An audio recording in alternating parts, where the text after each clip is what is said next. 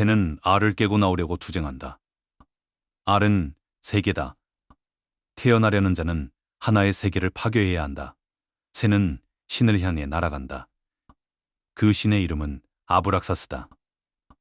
이 문장을 처음 읽었을 때와 지금 다시 읽었을 때 같은 문장인데 다르게 읽히는 분들이 있을 것입니다. 해세가 이것을 쓸 때 그의 나이는 42이었습니다. 조국의 젊은이들이 전쟁터에서 쓰러지고 있었고 그의 삶도 여러 방향에서 동시에 무너지고 있었습니다. 우리가 이 작품을 청춘 소설로 기억하는 것은 어쩌면 이 문장의 한쪽 면만 읽어온 것일지도 모릅니다. 오늘은 아브락사스라는 상징을 부언어로 들여다보고자 합니다. 칼 융의 분석 심리학, 그리고 명리학의 축토와 미토입니다. 아브락사스라는 이름이 낯선 분들을 위해 먼저 개념부터 짚겠습니다. 고대 그노시스 주의에서 기원한 이 신성한 이름은 헤브리어 수비학으로 각 알파벳의 합이 365입니다. 1년의 날수와 같습니다. 시간의 순환 전체를 품은 이름입니다. 아브락사스, 선과 악, 빛과 어둠을 모두 품은 총체적 존재. 해세는 이 존재에 가장 도발적인 정의를 붙였습니다. 신이자 악마, 선이자 악, 빛이자 어두움. 서양 기독교 전통이 오랫동안 유지해온 선악의 이분법과 달리 해세는 그 구분 자체가 인간이 만들어낸 좁은 알껍질일 수 있다고 봤습니다. 한 가지를 짚고 싶습니다. 아브락사스를 단순히 선악이 공존하는 존재로 이해하면 이 개념의 구조가 평면적으로 읽힐 수 있습니다. 해세가 포착한 아브락사스의 본질은 조금 다른 자리에 있습니다. 내가 처한 위치가 결정합니다. 내가 어둠 속에 있을 때는 천사로, 내가 빛 속에 있을 때는 악마로 다가오는 존재. 아브락사스는 고정된 형상이 아니라 관찰자의 위치에 따라 달리 명백히 드러나는 상대적 실제입니다. 이 구조를 명리학의 두 글자가 흥미롭게 설명해 줍니다. 축토와 미토입니다. 데미안이 쓰인 배경을 살펴보면 이 소설이 전혀 다른 무게로 읽히기 시작합니다. 1914년부터 1918년 제1차 세계대전입니다. 해세는 조국 독일의 전쟁 지지에 반대하다 매국노로 낙인 찍혔습니다.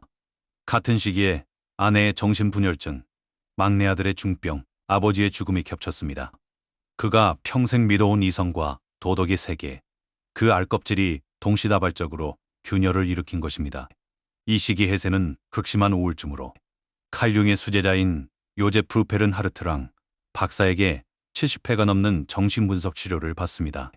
그 과정에서 흡수한 융 심리학의 두 개념이 데미안 전체를 관통합니다. 그림자와 개성화입니다.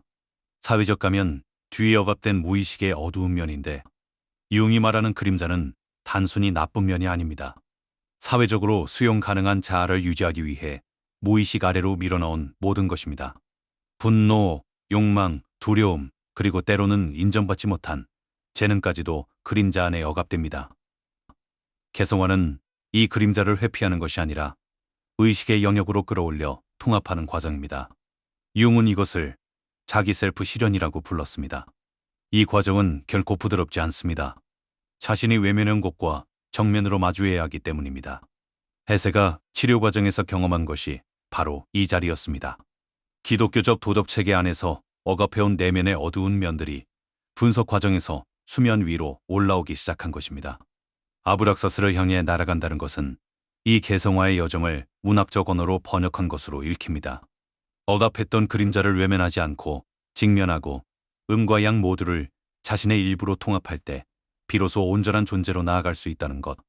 이 심리학적 과정이 동양역학의 오행구조와 구조적으로 겹친다는 점이 흥미롭습니다. 명리학은 이 과정을 축토와 미토라는 두 개의 토기운으로 묘사합니다. 명리학에서 토는 변화의 매개자입니다. 계절이 교차하는 변곡점이며 음과 양이 자리를 넘겨주는 지점입니다. 그중 축토와 미토는 가장 극단적인 전환을 품고 있습니다. 축토는 음토입니다. 절기로는 소환과 대한 사이 가장 깊은 겨울입니다. 지장간을 들여다보면 개수, 신금, 기토가 들어있습니다. 차가운 수와 날카로운 금의 기운이 단단히 얼어붙은 상태입니다. 오행으로는 금의 묘고이면서 목이라는 새로운 양의 세계로 막 넘어가려는 직전의 상태이기도 합니다. 삶의 국면으로 치환하면 외부와의 접점이 좁아지고 에너지가 내부로 수렴되는 시간입니다. 쌓아온 것들의 의미가 흐릿해지고 앞이 잘 보이지 않는 국면입니다. 이 극음의 자리에 선 존재에게 아브락사스는 양의 얼굴로 다가옵니다.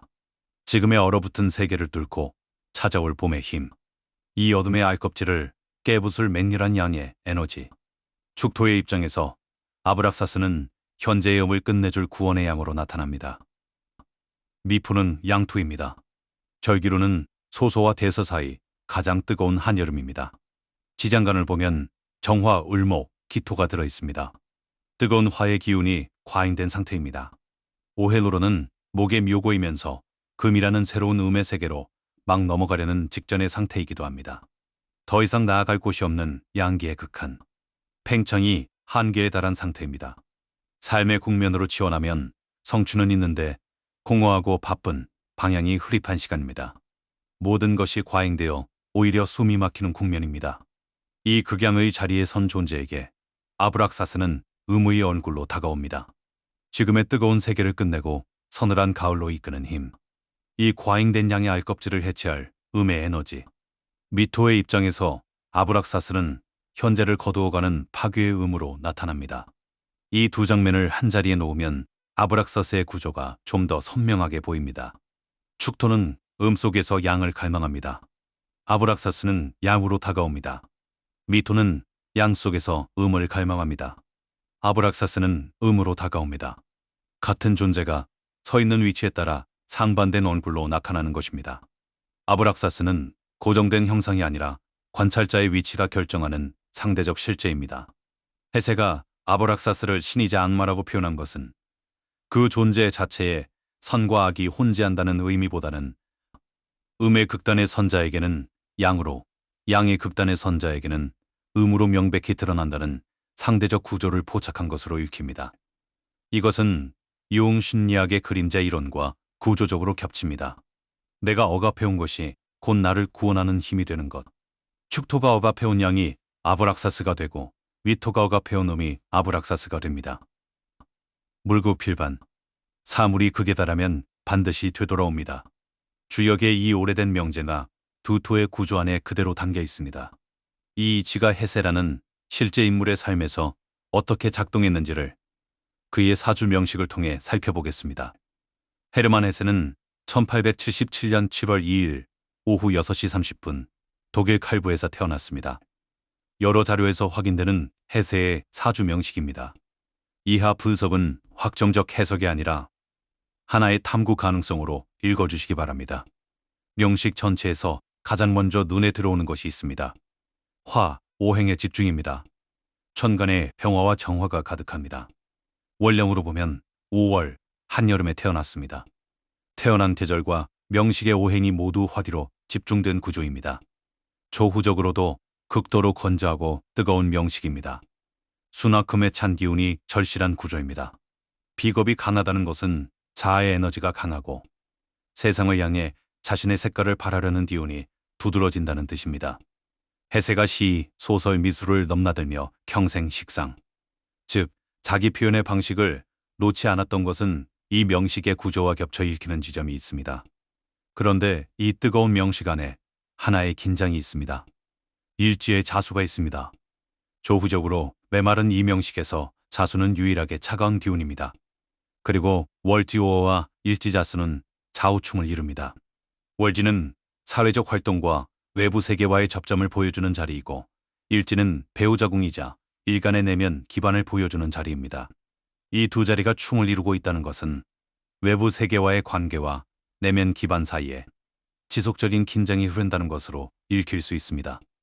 헤세의 3번의 결혼과 독신을 원한다고 발언했던 기록들을 볼 때 혼인 생활이 그에게 온전한 안식이 되기 어려웠던 것과 이 좌우충의 구조가 겹쳐 읽히는 지점이 있습니다. 물론 이것은 하나의 해석 가능성입니다. 이제 대운의 흐름으로 들어갑니다. 헤세의 대운 흐름을 보면 신축대운 44세를 기점으로 전반부와 후반부가 뚜렷이 나뉩니다.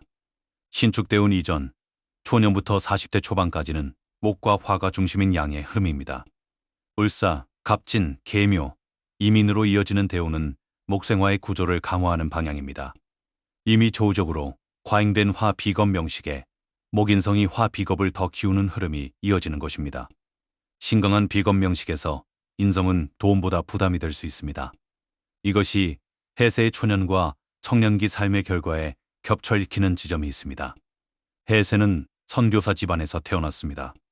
어머니는 그가 목사가 되기를 바랐고 해세는 시인이 되기를 원했습니다. 신학교 입학 그리고 탈출.